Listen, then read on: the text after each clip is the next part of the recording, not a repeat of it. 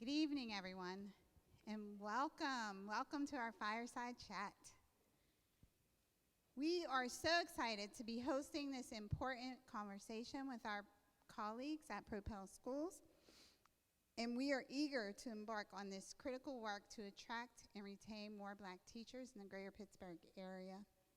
Research for Action has done important work to help us understand the landscape of diversity in Western Pennsylvania, and the statistics are alarming. Only 5.6% of teachers in Pennsylvania are of color, and only 3.7% of those teachers are Black. It is imperative that we develop robust programs to attract and retain Black teachers in this pipeline, and I am so sorry, a little nervous. But this summer we plan to launch the FAME Teachers Academy, and this will be an intense curriculum, an intense experience to train our teachers to work in some of the independent schools that we partner with. And we are super excited to partner with Propel Schools in this effort. FAME Fellows will benefit with educational advisors to address the lack of Black educators in the independent school space. And so we hope that you will join FAME and Propel in this very important effort. I'm going to hand this off to my colleague, Dr. Chekin. Thanks again for being here tonight.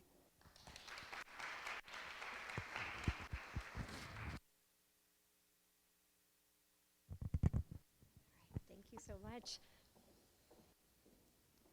Good evening, everyone. I am so happy to be here this evening. As Lisa said, my name is Tina Chuck, and I'm the CEO and Superintendent of Propel Schools.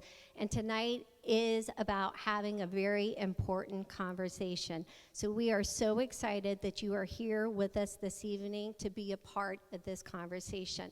So I just want to take a minute, and I want to acknowledge Daryl Wiley here, who we have been collaborating now for 2 years, right, Daryl? 2 years with FAME, and I'm really excited about that and very honored to work with Daryl and his team. I recently met Lisa, who is a go-getter, and I just told her husband that earlier. She's fantastic, so super excited to work with the entire team. Propel started our residency program 7 years ago. And what really stood out to me is the fact that 7 years ago, we had less than 5% of our educators were Black educators. And so as I thought about this residency program, it's really important for us to change the narrative. As Lisa mentioned, there are only 5.6% educators of color across Pennsylvania, and that's today.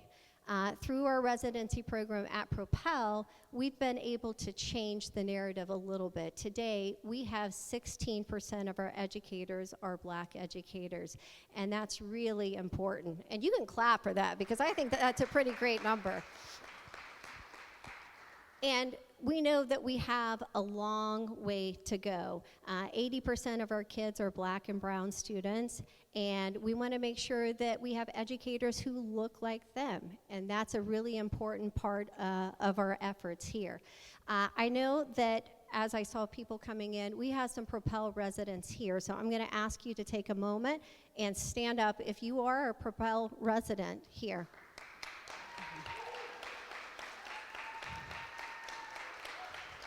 All right. And I saw, where's Matt Davis? I know I saw him somewhere. Okay, there's Matt. All right, you got to stand up. I'm not going to let you get away with that. But thank you so much. And as I look at our residents, they inspire me every single day. I am so excited to watch them evolve in their classrooms, and they truly make a difference. When I think about the relationships that are necessary in education, these educators, new educators, are doing a fantastic job, and I am so very proud of them. At Propel, we are trying to continue to grow our residency program, and we provide them an opportunity to be in the classroom for a year. So when you think about student teaching is 14 weeks, and that's not enough time. So for us, that year in the classroom, developing teachers and providing them with support is absolutely necessary. And I do believe that it's rare for a school system to invest in a program like this. And so this, for us, this investment is an important investment. And the last thing I'll say is that one or two organizations can't do this alone. So we're excited to partner and to collaborate to build the Black Educator Pipeline, but it really has to be a collective effort. So we're really happy that all of you are here this evening, and you're going to be a part of hearing this wonderful panel this evening. So I'm going to turn it over to Sonia Meadows, and she's going to be our wonderful moderator. So thank you all. Thank you, thank you. Look, I don't want anyone laughing about me putting on my readers, okay? Don't laugh. All right. You all can tell how wonderful it must be to work with a superintendent who gets it.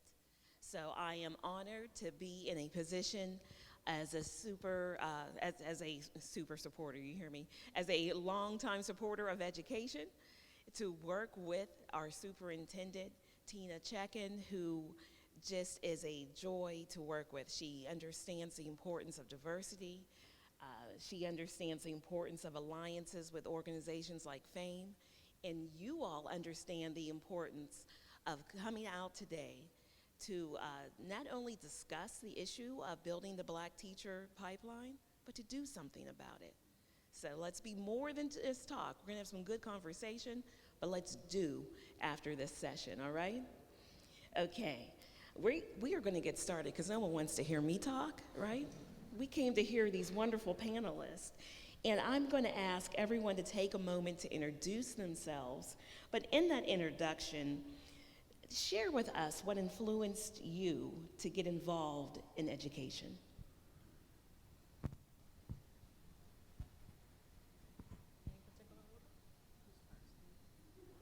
Do you want me to call on somebody? Are you making me go first? I am Dr. Crystal Rose. I am the pre-apprenticeship director at Carlow University, which is essentially the high school and college program for the education department. Among other adjunct courses and things that I do at Carlow University. And what inspired me to be in education, I've always been the sassy one who had the leadership qualities. I just always knew I was going to be a teacher. So what I call, leadership qualities, other people called bossiness. But I've always wanted to be a teacher. I always knew I was going to be a teacher. It was what I've always wanted to do. I just didn't know in what capacity. And so getting into the field, I was able to kind of feel my way around to figure out, what that was going to look like. So. Good evening. My name is Dr. Angela Anglin Taylor. I'm so grateful to be here this evening. I was formerly, up until recently June, I was the director of K-12 schools for Propel. Since then, I left Propel to open my own consulting business, Taylor Instructional Coaching and Consulting. And I am an adjunct professor teaching ESL to adult learners at Gwinnett Technical in Covington, Georgia. And what inspired me to get into education were my children. I'm the parent of 3 boys. Well, they're grown men now, 30, and twins that are, how old are those jokers? 20, 27, 28. But having 3 boys in the educational system, there were some things that were very concerning to me, and I wanted to be a part of the solution. So I decided to go to school and get my education so that I could have a seat at the table to make sure that my children got a great education, and they did, And now I have an opportunity to make sure other folks' children get a great education. Good evening. I'm Don Wilkins. I am the current principal at Propel Street High School. I actually came from a residency program in Chicago at USL, and so that's actually how I got into education. I'm a career changer, so I did not think I was going to be in education, sort of like some of the residents here. But I was fortunate enough to be a part of a program that poured into me, allowed me to be in a classroom, gave me some training, gave me some skill set, and then I was able to go ahead and be a teacher. So that's why that's how I got into education. Good evening, my name is Darrell Wiley. I'm the CEO of FAME, Fund for Advancement of Minorities Through Education. How did I get into education? Well, I'm not a formal classroom teacher, but my passion for children and families, in particular black children and families, goes back a while. As a student in the Newark Public School System in Newark, New Jersey, I've been sharing with my colleagues that, I didn't often have those kind of romantic teacher stories. Newark Public Schools is a distressed school system and struggled in a lot of ways. At the time, you don't realize that struggle. You just make do with what you have. And I come from a very loving family who gave me a vision of always going to college. So I didn't have kind of that individual in school. Not that the teachers were bad, it's just that I didn't have someone who said, this kid is bright, he loves math and science, you can be special. But what I did have as an example, and it really took me a while to think about this, was, because I kind of took it for granted, is I have an aunt. I have an aunt on each side of my family who both were teachers.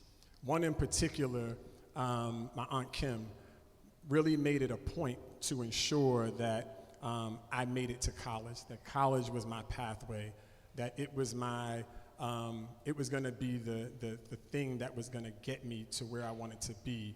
And so she really made sure that I was connected to support systems and programs that really led me eventually to the University of Pittsburgh.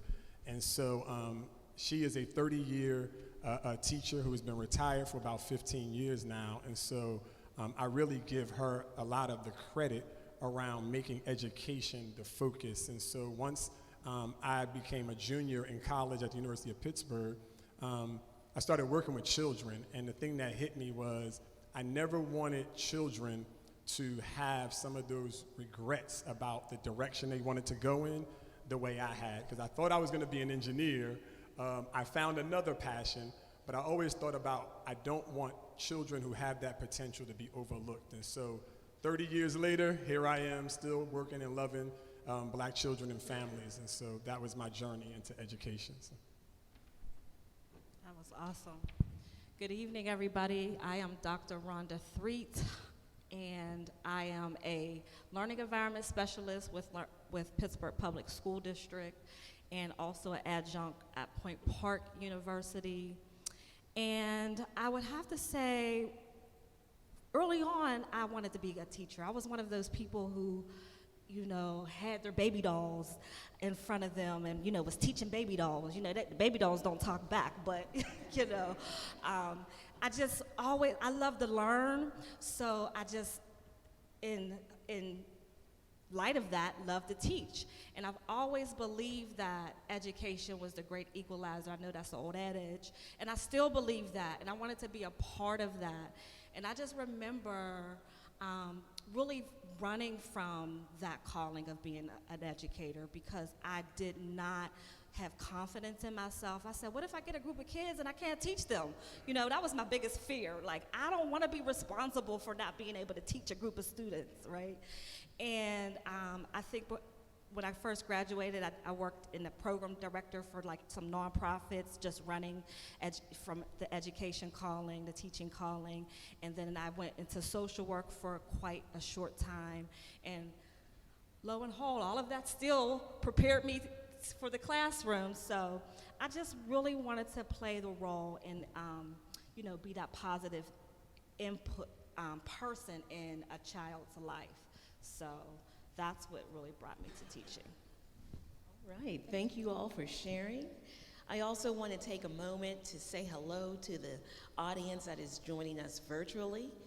And if you are watching us virtually, please take a moment to write your questions in the chat, and we will try to get it in front of the panelists. All right. Dr. Taylor, please share with us how being Black has informed your approach to education. I would have to speak to that question this way. Being Black has informed my approach to education.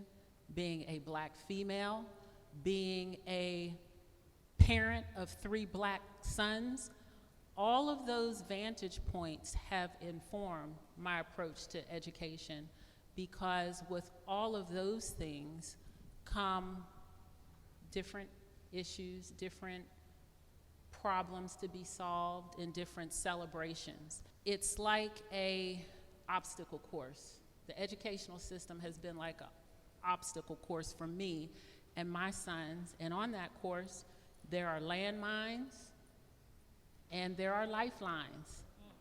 And so as a teacher, I want to be the lifeline, because I had some lifelines. I had a Maxine Mosley who was a lifeline, who invited my son into the gifted program, and he didn't pass the test they gave at the time, and they said, oh no, I know he's bright, and I need him to do a portfolio-based interest to get in. And so there were just so many educators. Her husband took care of my oldest child. They told my oldest son, before they got to Mr. Threet, pretty much that he was emotional support. He had all these behaviors that he couldn't learn. And now he is a senior facilitator working for a Fortune 500 company, because that's what happens when you get a good educator in an emotional support classroom. So all of those experiences have definitely made an impact on who I am and how I lead, and it is so important for me to make sure that the educators coming behind me, Black educators coming behind me, understand their role, understand that they are more than just classroom managers, because sometimes they just want to relegate us to manage the behaviors. They are competent, intelligent leaders. And I'm going to stop right there because I'm getting on the soapbox. All right, Dr. Rose. I would kind of speak to the opposite. I did not see authentic Black examples in front of me. Did I see Black educators? Yes, here and there, 1 or 2. But did I relate to them? Absolutely not. Did they sound like me? Did they dress like me? Did they smell like me? I could not relate to them at all. And so what my idea of being Black in education was that you are one way to be the smart, intelligent CAS student, and then you get to be Black when you go hang with your friends in the lunchroom. And that was my experience. So my approach to education was not turned around until I had Vernell Lilly, if anybody knows who that is, okay? Until I had Dr. Lilly, who told me I was code switching incorrectly and told me I was being bipolar. Told me I was being 2 completely different people and not actually code switching. I did not understand that I could still be Black and be smart. I thought I had to be the CAS student because there was no one else who dressed or sounded or talked like me in my CAS or even in my gifted classrooms going to Woolslayer with me for gifted program. So my approach to education was I wanted my students starting out teaching early childhood and now even today teaching my college students, I'm teaching teachers to then be early childhood teachers. I fully believe that Gloria Ladson-Billings, with her facets of culturally relevant pedagogy, they should be present in every classroom, whether it's infants, toddlers, preschool, all the way up to my college course. You should be able to see academic excellence, cultural competence, and critical consciousness across the board. And so that's my approach is you should be able to use your authentic self to show your excellence. And so that's how I approach every classroom that I enter because I didn't become the teacher that I am until I got to be my authentic self. Now I have a question for the audience. If you did not have a black educator in your K through 12 education, raise your hand. There are lots of hands in the air. Research has shown that access to just one black educator can be life-changing. And no matter the race of the child, the influence of a black educator can be a very positive influence. So I'm going to ask Mr. Wiley, I almost called you Dr. Wiley. Tell us if, tell us if you had a black teacher, and if you did not, what was the impact for you? Say that one more time. Tell us if you had a black teacher in K through 12, and if not, what was the influence, whether you did or not? I definitely did. In my elementary, I don't remember, quite honestly. And mind you, I went to a school district where I think I went to school with one white person in K to 12. Especially in high school, I know there was one girl in my freshman year, and I think she was there for a few weeks and never saw her again. So the majority of the folks that I grew up around were black and Latinos. And so my neighborhoods, et cetera. But teachers, I think I really recall mostly high school. Interestingly, middle school, there were the security guards, and not in a negative way, but they were just these two individuals, it was a lady and a man, who really played a huge part. The lady actually was like family to me.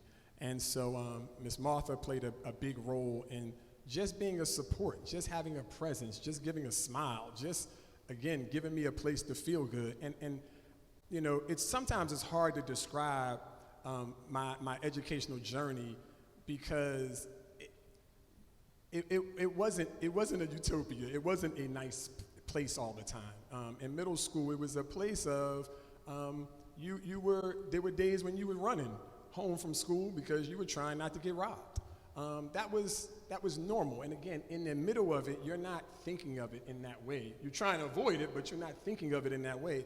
So having these two individuals, right, who, again, always are going to give you a smile, at least when you're on school grounds, you know you were pretty good, you were safe, that mattered. And while they weren't in a classroom as teachers, that's a big deal to help this skinny, big-headed kid, right, try to make his way, who's an only child, who's trying to make his way through this classroom in this school. And then I fast forward to high school, and there were just a number of individuals who, again, I don't know that I was kind of signaled out, but they just had a positive presence.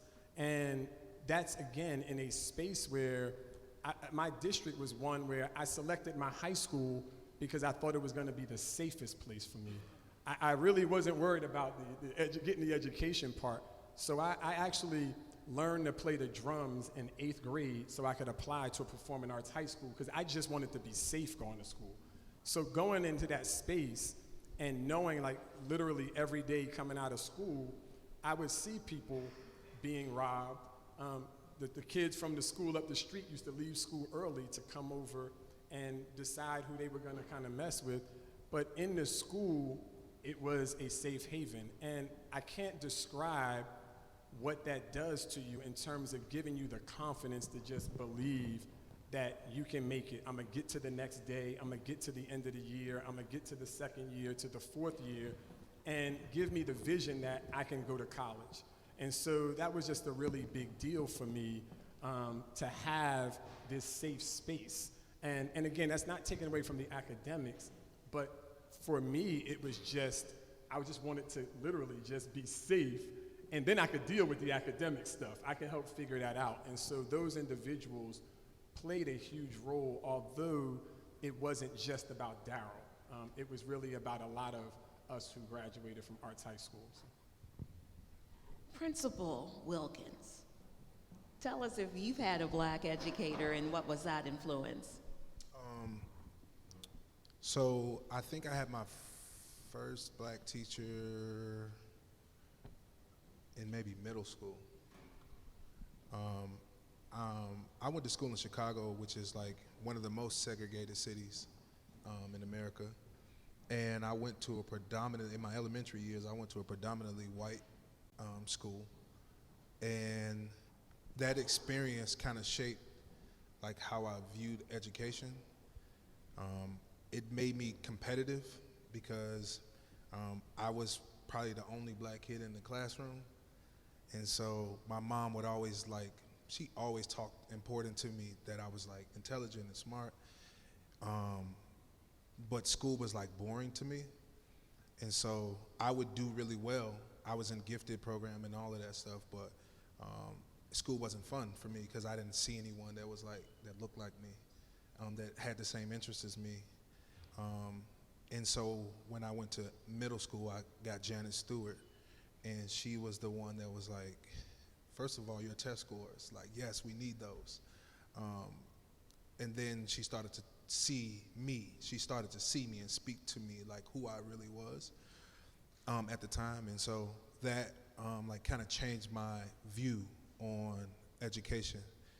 I heard recently, I was on like a panel somewhere. I was watching a panel, I wasn't on a panel. And I can't remember who said it, but they talked about like coming back to education is like returning to the scene of a crime.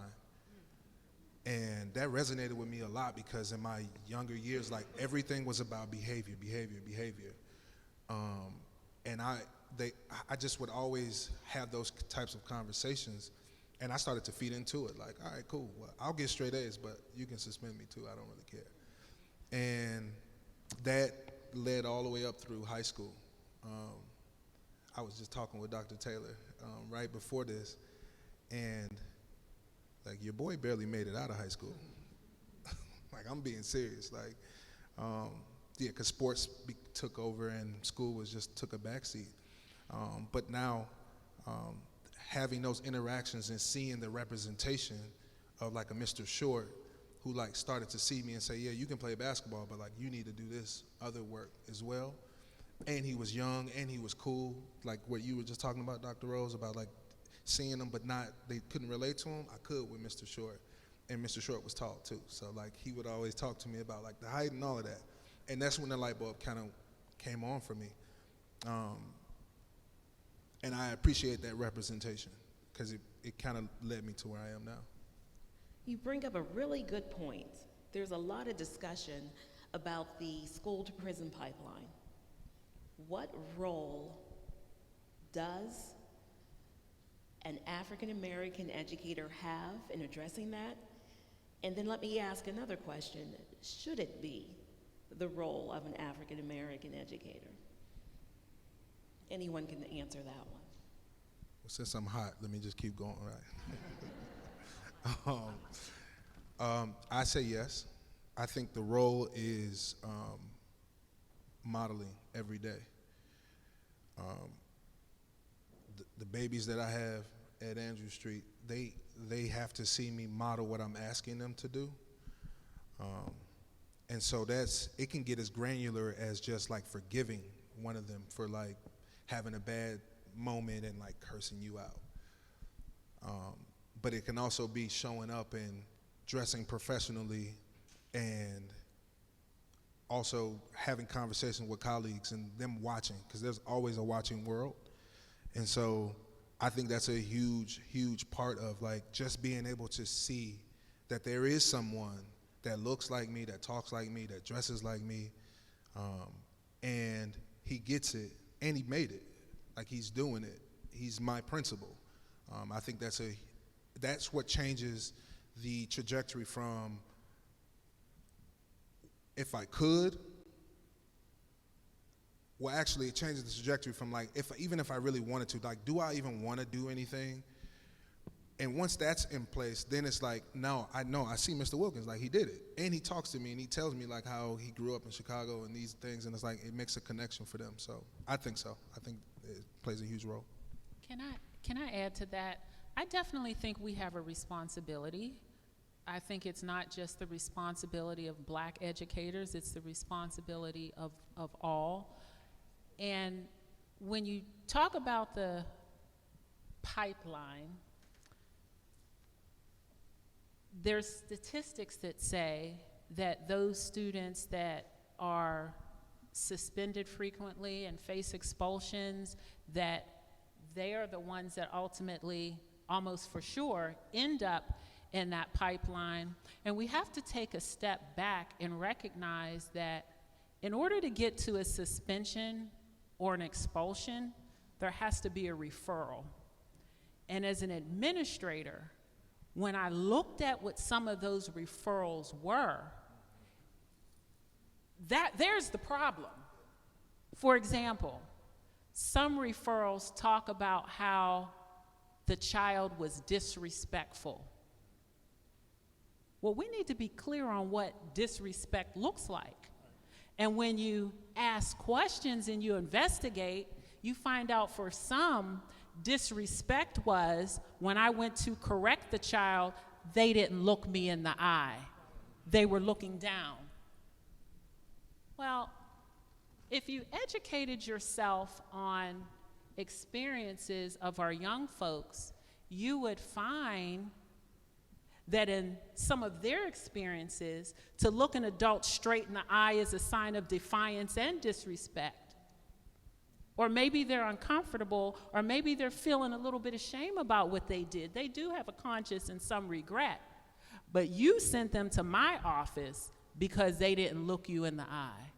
So those are the type of conversations we need to have with educators, and that starts with training that we need to have for educators, not just black educators, all educators, anti-bias training, anti-racist training. That would be helpful. Can I just kind of piggyback off of that? And I would even say, to that point, to me, that's where then the responsibility then goes on these institutions. Schools, school districts, to me is criminal, what is often happening in some of these spaces. And these schools, whether they are independent, charter, public, I don't care what it's called, they have a responsibility to care for our children at the most basic level. We were just talking in the hall. Some of the actions of individuals in schools are some of the most basic tenets of just being a human being. And those small steps go a long way toward understanding children. I had a student who reached out, this is actually in 2020, and an administrator had sent out an email, and they acknowledged that they had went to some trainings. And they said, you know, I got this training, and they were talking about listening to children, and she listed all this stuff, and this was at the time an 11th grade student who then wrote a response and said, I'm appalled at what you just shared. So we got onto it, we ended up having a meeting about it, and she's like, you had to go to a training to learn to listen to children? She's like, it was just the most basic idea of being an educator, but yet this individual might be the judge and jury of a child who may put them in that school to prison pipeline with suspensions, et cetera. And so I think institutions have to take a responsibility, because oftentimes I do think that I feel that responsibility as a black educator, so let me say that. But again, I also understand that these institutions have a responsibility to ensure that educators, et cetera, have the resources and means to do their jobs, to be effective, to be authentic, and all of these other terms, because it's not just on the weight of only black educators. Everybody in that building has a responsibility. And when children aren't successful, to me, there has to be some ownership in that. Like, we just don't get to go home and go to sleep and act like it's okay. As an institution, I think that they have to begin to take some ownership around that particular issue. Can I add as well, just to piggyback off of what was said, when you're talking about the institutions, that resonated with me, because when I think about the school to prison pipeline, I'm thinking about what we're cultivating in the school, in that institution, and sometimes oftentimes it looks like, not absolute, prison. If you're thinking about, how we're teaching our students, sometimes they have to walk in straight lines. They can't talk until they have to go to the bathroom and ask to use the bathroom at a particular time.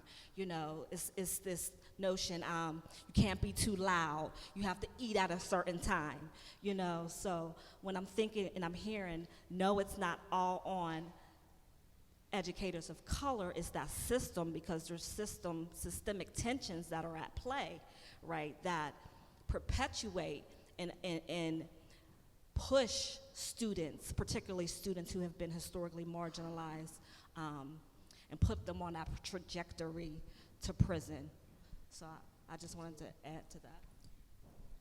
As I think about the prison to pipeline conversation, it's really difficult for me to think about, because I deal with the youngest population. And so being an early childhood educator, I've seen, as an educator, as a child care director, as the number of different positions I've held within early childhood education, so many teachers forgetting just that human condition. And so as a trainer, as I'm going in and working with these teachers, and I'm training an entire room of teachers, I can put up a list of behaviors on the screen and ask them how would they deal with this student who had a meltdown in the hallway, who's crying, who had a really bad morning, and they are saying all these really horrible things about what kind of day this kid is going to have. They're going to have a really bad day. They probably need to get picked up by their parent. And then I tell them those are actually the behaviors of one of the teachers in the hallway, because they forget that all of the expectations that we have of our children in our schools are still the things that we are working on. So if we're talking about social and emotional regulation, we are still working on social and emotional regulation. If we're having a bad morning, we have a hard time focusing and with interpersonal communication and eye contact. And you know what?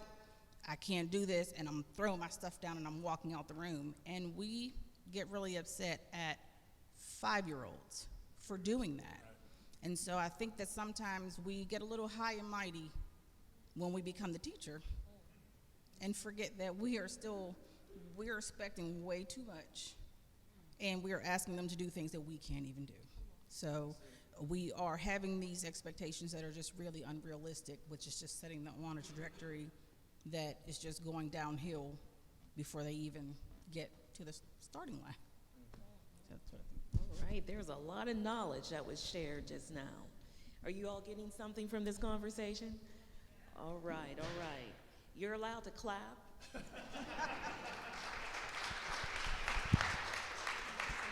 Or snap. So we've talked a lot about the role of black educators. I think it might be just as important to have black educators who move up and become members of the administration, become members of decision-making bodies in the school. What can be done to make sure that there is a pipeline for that as well? I'll gladly start. So as a part of our vision for our FAME Teachers Academy, this is something that we really do hope to address. And kind of the analogy that I give is whenever people talk about, somebody says, their son is in college, or what's your son or daughter majoring in? And, you say engineering, and they're like, ooh, right? It's medicine. Oh my goodness. Law. It's amazing, right? But when we talk about, when they say that they're in school to become a teacher, it's kind of like, oh. And when you talk to kids who may be interested in education, it's not always this fire behind it. And we were talking and thinking about, think about the experience that engineering students have. And I'll use the students at the University of Pittsburgh. They get exposed to every discipline of engineering in their freshman year. They don't get to go in and say, I only want to do this. They get exposed to everything. And in that process, they have co-ops. They experience management. They experience project management. They experience research. They experience all these different areas. And so a part of our idea is targeting undergraduate college students who are interested in education and giving them kind of a similar experience. So those students should have the opportunity to go visit the Andrew Street School, right? And see and work under a black principal and see what that's like. They should be able to go and experience time with a black researcher. They should be able to experience what it's like to design curriculum. They should get classroom experience. They should be able to see a vision of what if they're interested in educational policy? What if they are interested in what is it like, or what does it take to become a superintendent? They don't always have to go into another profession and then realize that they have to change. And so I think that we need both pathways, but our goal is trying to say, let's give them that exposure while they're in undergrad. Why not make this an exciting opportunity and prospect? Because if you listen to, again, I think about just people I know. When we listen to sometimes people talk about education and how tough it is, I mean, you're 18, you're like, well, I don't want to deal with them kids either, right? The way it's made to sound. And so the idea is how do we begin to give them exposure early and often? They're gonna have their bumps in the roads just like every other student, but how do we create these entities like the Teachers Academy that can say, again, it's okay, you're gonna have bumps in the road, but we still think that you can do it. And let's keep them encouraged about being educators and not just saying, there's only one way to be an educator. Because we have a whole range of individuals up here, but what if these individuals were exposed to all of these options as an undergraduate student, or as a freshman or sophomore? How might that look going for the future? So I think that that's one way. I don't think it's the only way, one way to create a pipeline for the future. All right, thank you. Yeah. Go ahead. Sonia, I think that it is, we're talking a lot about the experience of children, black children in education. I think it's also important to talk about the experience of black adults, black teachers, black leaders in education. And it is very important for black folks to be in leadership in education because there are lots of things to navigate. And my being in a leadership position helps others behind me know that it is possible. And it is my responsibility to help the younger ones navigate some of the things that I've already had to navigate. And we need to be seated at the table because, again, we are competent, intelligent individuals that have lots to contribute to the field of education. We are more, and I said this before, but we are more than the disciplinarian. Right. We are more than the ones that keep those kids in line. We talk a lot in education about building relationships. That's very important. But building relationships is a skill. It's a real skill. And we've got to become, as leaders, consciously competent about those skills so that we can tell someone else how to do it. All right, Dr. Threed, I think you want to answer this question too. I do. just listening, I'm just thinking about the intentionality. And Brother Darrell, you mentioned like just having something intentional, an intentional way, because it doesn't happen by accident, right? You don't, or we wouldn't be here talking about it, right? And so I'm also thinking just about when we do have educators that become administrators. I was just reading some statistics a while back that just talked about the burnout that those educators experience. So it's also supporting those needs, the emotional needs, the psychological needs too of educators, because I even know just from an educator standpoint, from the administrators supporting, their emotional needs, but just thinking about from an educator standpoint, sometimes Black educators, and I can speak for myself, don't want to move into that position knowing the plight that they're experiencing as an educator, not wanting to move up into that realm, knowing it's just going to be that much more intense and harder to, for various reasons, from the, again, like I mentioned earlier, just even from the systemic nature of it. But, just making sure that, again, if you want to attract more administrators, making sure that there are space so that they can be whole, and be able to lead, because sometimes those are barriers. So I'll say that. Anyone else?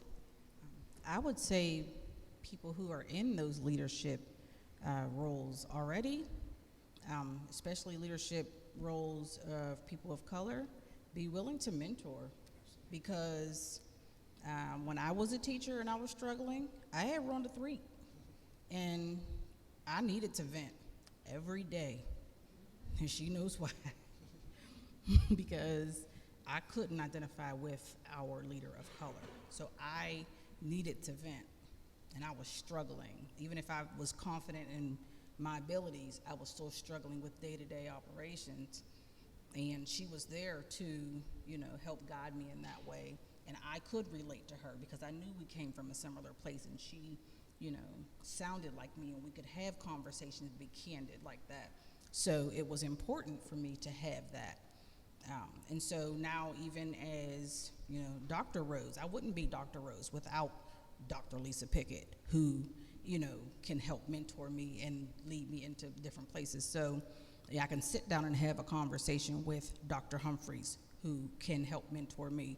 Those people who are in those leadership roles, should be doing some mentoring. So then now it's my turn to sit and have conversations with teachers and, educators who want to be anywhere in this field and who want to move up and who want to be where I am.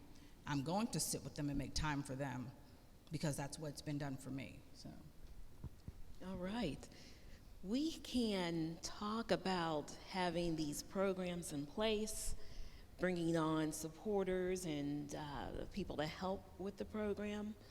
But where are we going to find the students who are interested in becoming educators? How can we attract people to come to the city when we are losing population like we are? Let me add one other caveat: attract and retain.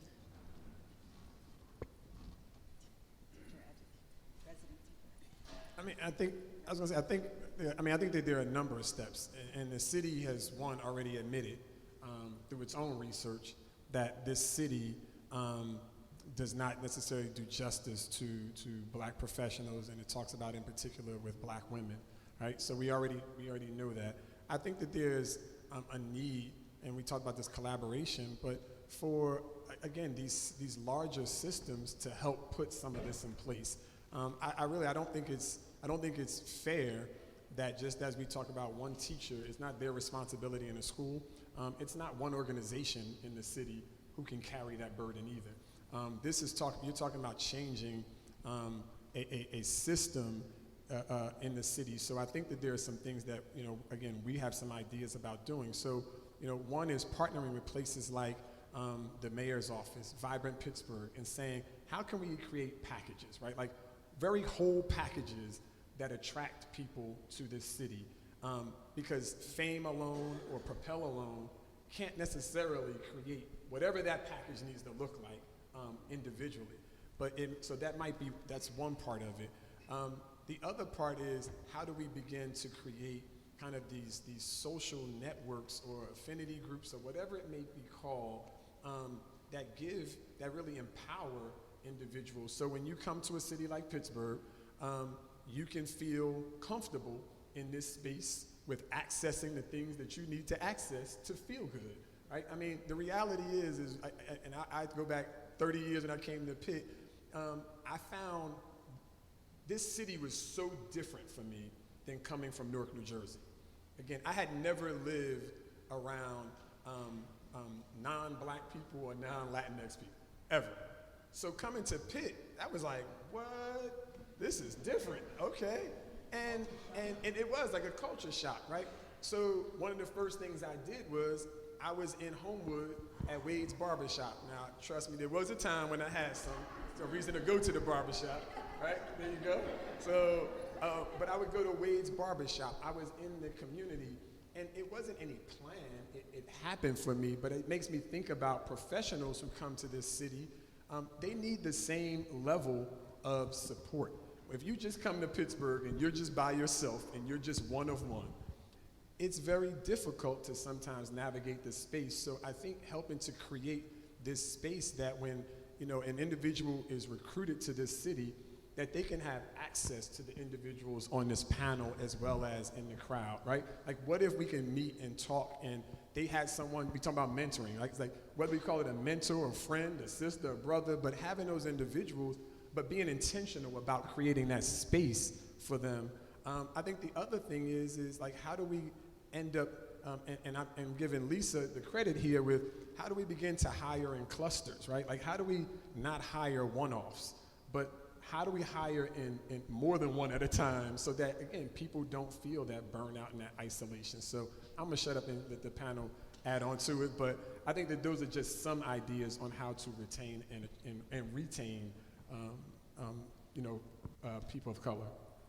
I would like to briefly speak to the retention piece. I know Propel is working really hard, and I'm excited about the work they're doing about getting black educators in the door, as well as retaining those educators. And Dr. Checken, I want to appreciate you again, because one of the things, and I have to call out Dr. Checken because she's the head, and often you get so far and then things have to stop. But when the head says it's appropriate to work with teachers, work with staff members to get comfortable being uncomfortable, giving permission to have those tough conversations. Ms. Parson, Danielle Parson back there leads the DEI work. So being able to have that space to say, we have to have these conversations, because the most surest way to remain status quo is refuse to acknowledge that there's an issue. So I think having a safe space so that I don't feel like I'm crazy when a microaggression came my way and I feel some kind of way about it. Not only do I have someone to share how I'm feeling, a safe space has been created where I can say, you leveled a microaggression towards me, and I know you didn't realize it, but let's have a conversation about it so that you can see it. And this isn't something that happens overnight. We're still a work in progress. I think Propel would admit there's still very much a work in progress, but it starts with acknowledging there's an issue and beginning to get comfortable with being uncomfortable and being able to set aside guilt and shame and move forward. Does anyone else want to touch on that? I think one thing that I would add is it's going to take some radical things. Like, I appreciate Propel because they were radical in recruiting me, I had a conversation with Dr. Taylor again. I had it with Aaron Sandoval. And we talked, it dawned on me one day just to ask the question, like, is it typical for Propel to like fly someone out and put them in a hotel and like feed them and interview them for multiple jobs? And she's like, no, like, no, that doesn't happen. And so I think that working with an organization that is willing to take a radical move to say, I'm gonna fly you from Georgia and bring you here. Like, we like what we see, we're gonna develop you, we're gonna place you under mentorship, and we're gonna make sure that you're successful. So I appreciate that, and I think that that's needed more, but in clusters, like Dr. Wiley was saying. Can we add putting some money behind this too? Of course. That's what Yes, the radical indeed. was. Like, The radical Yes, was money. indeed. Yeah, I wanted to just say it though. This just, it has to be a budget dedicated to this, and therefore, like, those who want to support our efforts, like, we need them to put the money, you know, to give us the funding, put us in position to get the funding so that we can make this a regular part of our budgets to do those kinds of things. And it's interesting, in most other disciplines or industries, that stuff is normal, right? But for education, it's not. It's like, that's radical. And so I just think we need to have some money behind that too. Very true, very true. Now, I know everyone came out for a panel discussion, but we're not going to do all the work up here. That microphone was placed in the middle. If anyone in the audience has a question they would like to pose to the panelists, please feel free to come up to the microphone. We are going to have Q&A, all right? But I won't put you on the spot right now. Take a moment. I'm going to ask one more question to the panelists, but the first person who comes up to that microphone is going to be able to kick off the Q&A session, all right? So we talked about a lot, and there is a quote that kind of resonated with me while you all were talking, and it talks about bold and courageousness and how important that is to change. So what other bold and courageous ideas need to be part of this discussion? I would say just more outside of the box ideas, or programs. So things that are not being done. More programs like the teacher residency program that, this is not anywhere else. We are figuring out how to do it. If this is new and we're figuring out how to do it, that means it is something that is outside of the box, and we are, trying to find a new way to bring these educators in because it's important. Programs like what we are doing at Carlo for our pre-apprenticeship. So not only are we bringing, with our numbers for teachers who are certified of color being very, very low, but the paraprofessionals of color being very, very high in the 90th percentile. So what are we doing to get them certified? That's what we're trying to do at Carlo. The other side of that is the high school students who know they want to be teachers. We are kind of cultivating all of that while they're in high school to bring them in to the education department. So they're coming in already with, 6, 9, 12 credits from high school, then coming in and they are already experienced and they're ready to go, so that we can bring them in as early childhood professionals, and they are already on a 3-year track to then graduate early, and to try to, we're doing that in schools that don't have the best reputation, with the students who really wouldn't have those opportunities otherwise in, the schools where they're, saying that those students are not going to even graduate. So those are the students that not only are graduating, but that we're bringing them in and they're already getting college credit. So programs that are, it's kind of outside the box, but like Ms. Riley said, we need the money to be able to do that. So maybe some dollars to be able to bring these outside the box ideas to life would be able to give us the opportunity to maybe even have more panel ideas like this, or panels to be able to come up with more outside the box ideas, because we can come up with lots of ideas. If we can't bring them to fruition, then they're just going to stay ideas. So. Can I add one thing? The idea of needing to like reinvent the wheel, I'm like always like questioning that. We have a residency program in Propel. Like, we don't need to like kind of reinvent the wheel. It's working. We're turning out residents that are equipped to like lead classrooms. We've poured money into it, and I think we can definitely pour some more money into it. More money never hurts. But I think that like doing those but creating those relationships, I think this is it. This is a part of it. Like, this is really unique to like be able to partner up with another organization and not just have an event, because this is an event, but we actually have a partnership and a relationship where we will continually like go and try to find educators and bring them here and put them in FAME, and put them in the residency program. So I think that's like another large part of it as well. I also think it's important that we partner with universities in terms of what classes are they offering. Many educators start out with no idea how to manage a classroom, no idea how to build those relationships that we talk about are so important. They may be masters of the content, but it means nothing if the content doesn't land on the individual that it's intended for.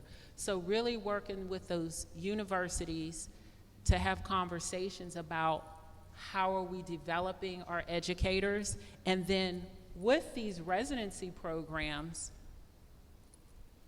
what training are those residents getting? With schools, school systems, what professional development is offered? You know, we talked a lot about the impact that COVID has made achievement-wise.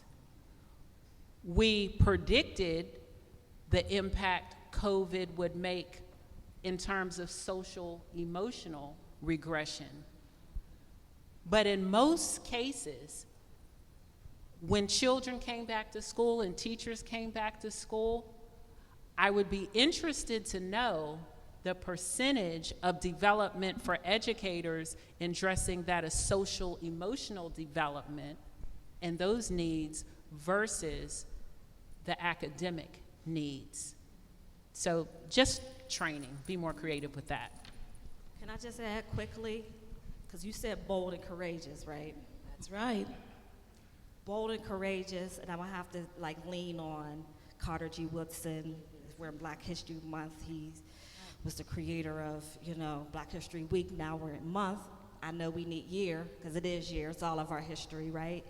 But one thing he said in the miseducation of the Negro was that education was never meant for people of color, right? So if it was never meant for people of color, and we are getting the results that we see with the opportunity gap and the achievement gap, let's abolish this system. That's bold and courageous. Let's abolish it. And I'm leaning on Dr. Benita Love, who gave me that language in her research. But I say that to say that has been my new verb, because I would say let's interrogate it, right? Let's dismantle. And I'm past dismantling and interrogating. Let's just abolish. So to be bold and courageous, that will be at the top of my list. But I will also say, adding on to everything, I agree with what was said here, but also change in policy. If we could look at other entities like the NFL, who has the Rooney Law, and they have to hire or look at a black coach, right, or something like that. I'm not that big into sports, but something they have to at least interview. We need to change policies, and I say shout out to Teach Plus PA that's here, who's supporting my efforts in policy as well. But policies need to be changed, because we should not have to creep around these things. We have to hit them head on. We can't, and I don't want to continue to do just these random acts of equity. And I'm not saying anything that we're doing here is random, because these partnerships are so important and these conversations are so essential. But it definitely, I heard somebody say it's going to take that radical move, and we need to be ready for it. All right, I think we have a question from the I like audience. that. Absolutely, give it up.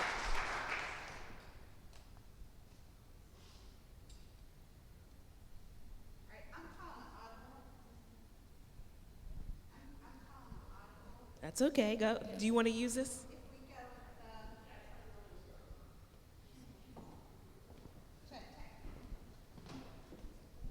Did you say mic check 1 2 1 2? Is that what you said? I'm calling the audible if we go with Dr. Threet's football analogy. I don't have a question, I have a comment. I've been sitting in my seat and I am so excited. Can we just have a round of applause for this panel? It's an all-star panel.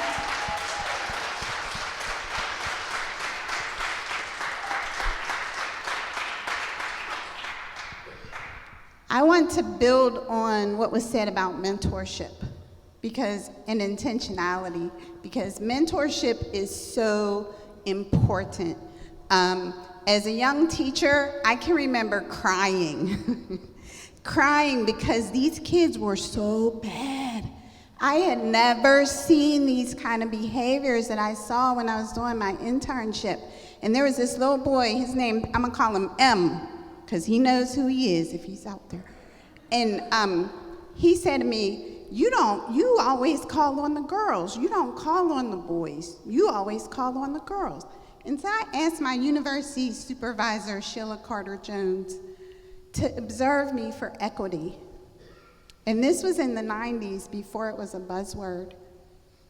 And so she came in and she observed me for equity. And what she found was that the young ladies in my classroom asked questions. And so it seemed as though I was interacting with those young ladies more because they asked questions.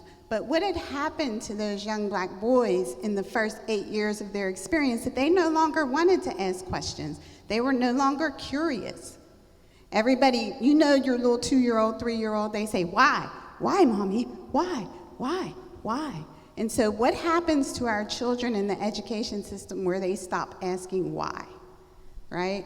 And so that mentorship was so important for me to have Sheila Carter-Jones, for me to have Mrs. Haley, for me to have those women who I could go to and say, this happened in my classroom today. And so with the FAME Teachers Academy, we're going to be very intentional about mentorship. We're going to pay our mentors. Okay, because Dr. Rose was like, oh, I'll do it for Chipotle. No, sis, we're going to pay you. That was a joke. But what I want to say, and I'm going to stop, but we have to be intentional and we have to put money behind it, and that is bold and courageous. So, okay, questions?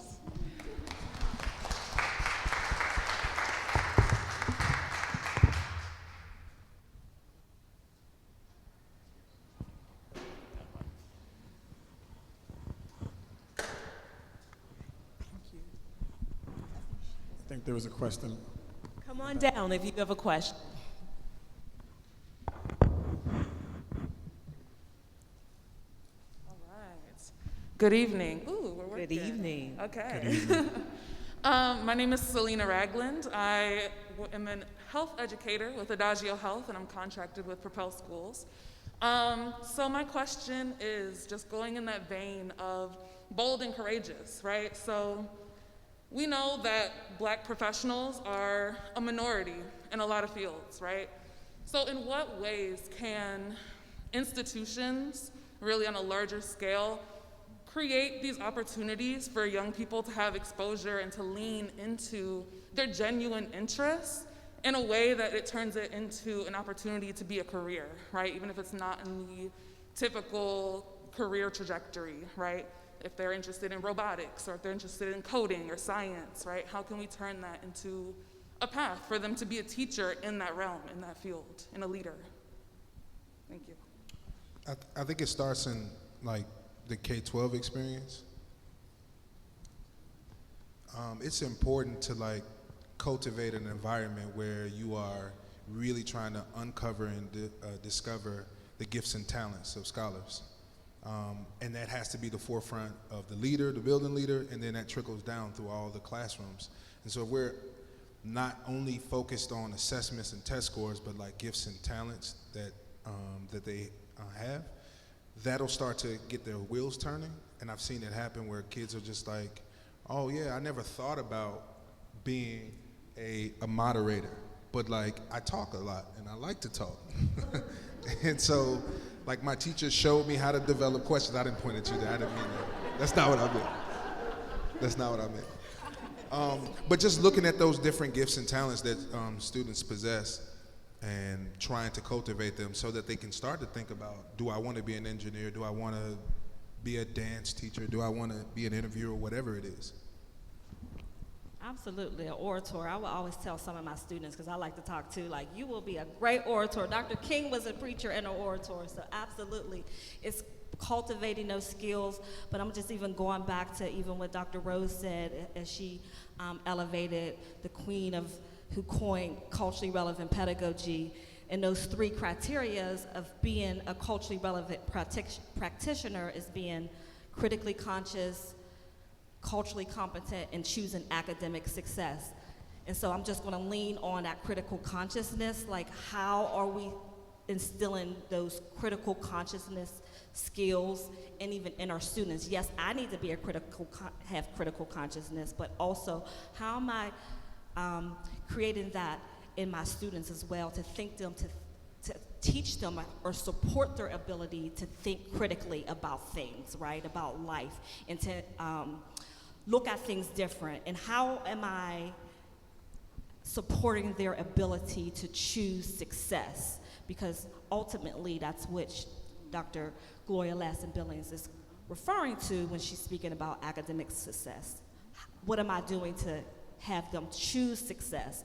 So just to answer your question, when we're doing that K-12 in a classroom, those things should lead to, okay, you know, I have all of these options. I can create my own lane or even my own business, or, you know, do something that's outside the box besides your traditional lawyer, teacher. You know, we want teachers, but, you know, we want them ultimately to think critically. So enriching the curriculum so they can do so. Absolutely. That's when we talk about pedagogy, it's the curriculum. We already know what our benchmarks are and what we're supposed to talk about. But if we're talking about jobs and, you know, whatever our unit is, are we talking about firefighters and police and truck drivers?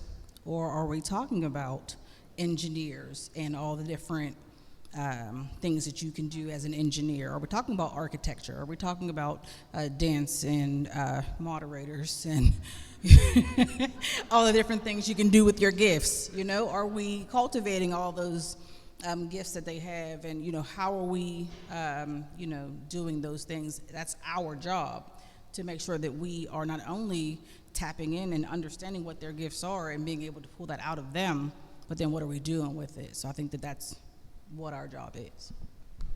All right, I am full. You know, we have had a lot of good, meaty discussion, and wow, we have a lot of work to do. So, there's one other question. Come on up.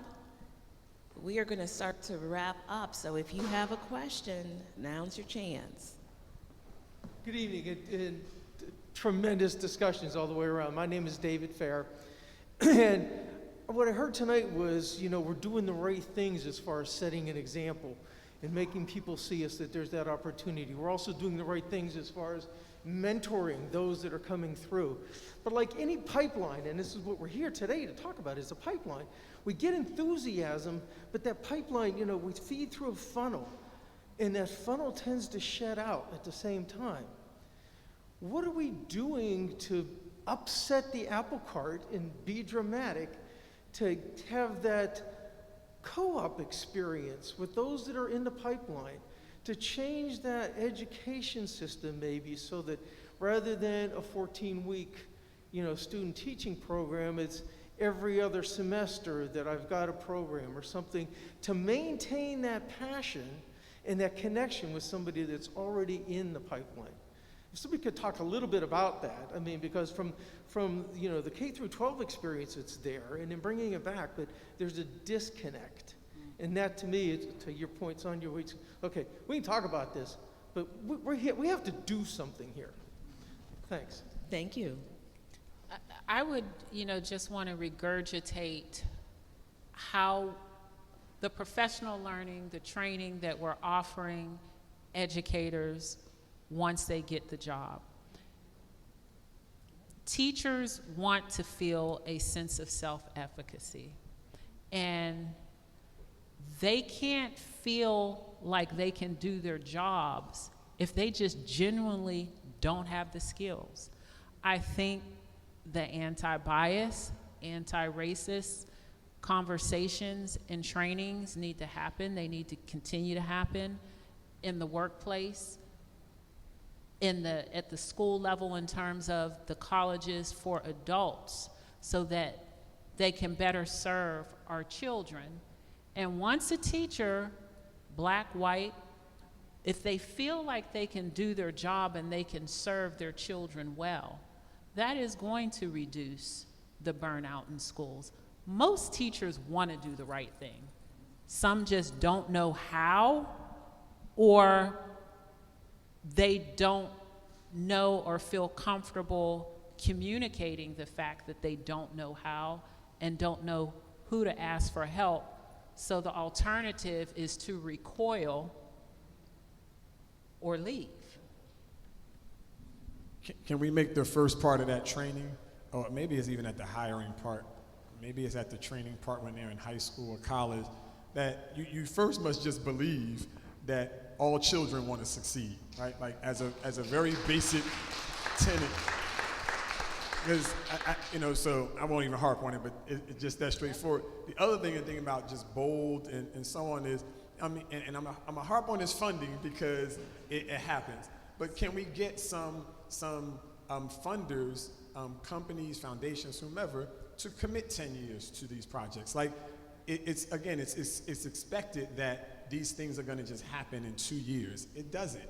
It's not realistic, and it has organizations running around. You're chasing something that just really isn't practical, and so you find yourself just always running in these circles with the best intentions, but it just doesn't happen, because by the time you get started and you work through the initial problems, you have to stop, and then you're trying to find the next set of funding. So again, I think something would be really finding someone who's saying, okay, we know that this isn't normal, but we're going to commit to this project that looks like A, B, and C. And again, obviously the professionals can illustrate what that program looks like, whether it's from high school to through the first 2 years of them being a professional, whatever that might look like. But what about a 10-year project where you're funding this? And then let's really see what we can get out of that. Because I think otherwise it's very difficult to assess what's really the impact of the work that we're doing if we're restarting every 3 to 4 years. So.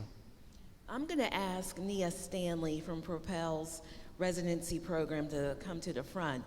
But Mr. Wiley, I want you to say that again. How many years of a commitment? I'm saying 10, at minimum.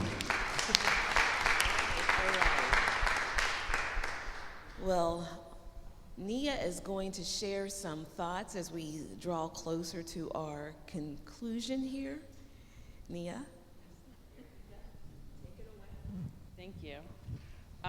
So when I was asked to do the closing remarks, I was asked to get some sound bites and write them down and just speak on the cuff, off the cuff like these folks do. God had other plans. So I will be reading from my paper. So I recently learned the quote, "Nothing about us without us." And why would I bring up such a quote at a time like this? When speaking of the need for Black educators, we must continue to center Black voices while keeping the needs of Black students at the forefront of our minds. Nothing about us without us.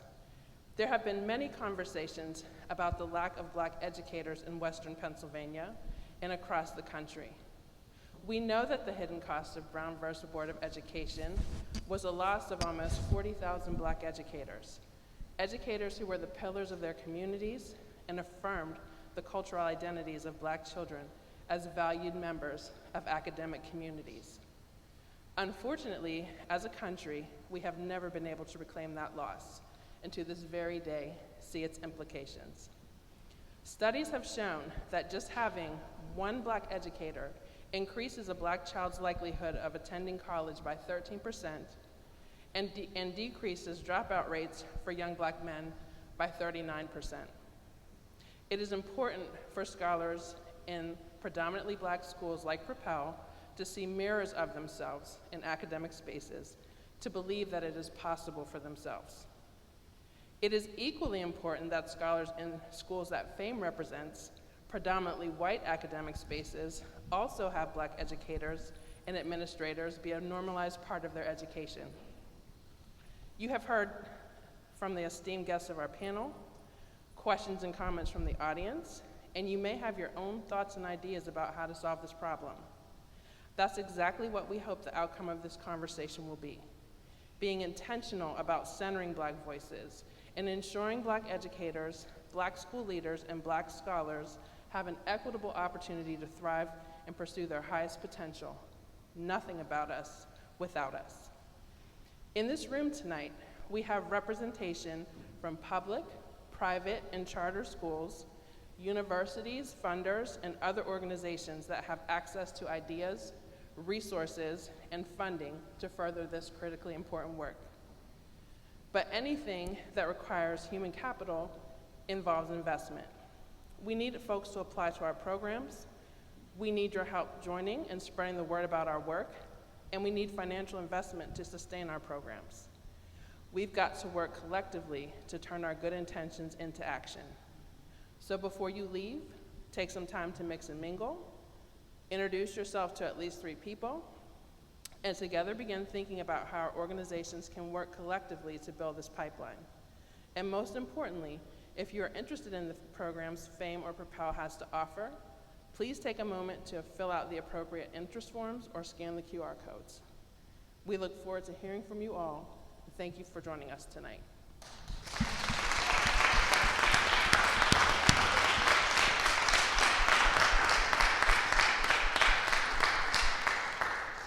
All right, I tried to get y'all to work earlier. You heard the directions from Nia. Get out there and get some work done. Get out there and network. I hope to meet many of you in the time that we have left, all right? Thank you all for your wisdom and for your enthusiasm, and thank you all for being here. Good night.